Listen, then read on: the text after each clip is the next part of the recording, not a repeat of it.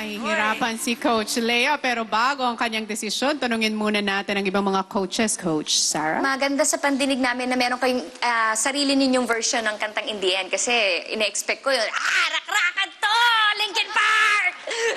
Sobrang love ko kaya yung Linkin Park. Okay. Yeah. Hindi bagay sa image mo. Hindi bagay sa... Sure, hindi, joke lang. Okay, talagang konektado sa naging performance nila dito sa song na In The End, I See Clark. For Coach Sharon naman kaya?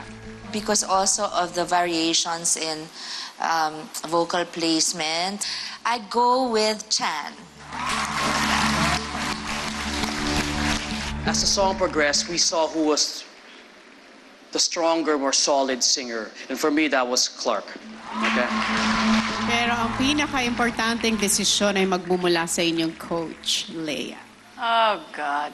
I'd kind of forgotten to be the coach with the two competing artists. Magkaiba talaga kayo eh. We see Clark na yung pagiging performer, kitang-kita na hasang-hasa. And then here's Chan, na matalas yung tenga pagdating sa rehearsal. They're seeing just this battle.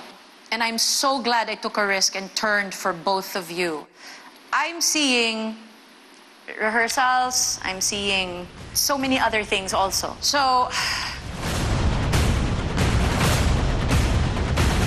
I'm gonna go with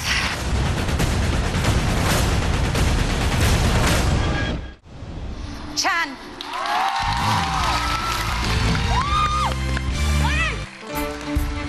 Congratulations, Chan! We will see you in the knockouts.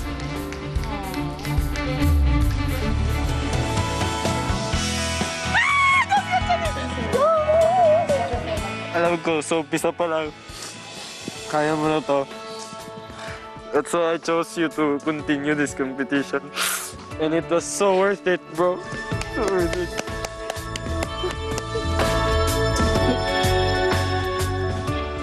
And of course, Clark is up for steel, coaches.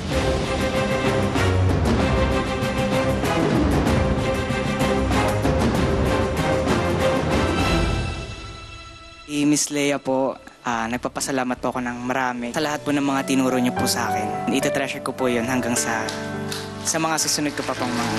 Thank you very much, Clark, for sharing your talent here in The Voice Teens. Your father has every reason to be proud of you. Thank you.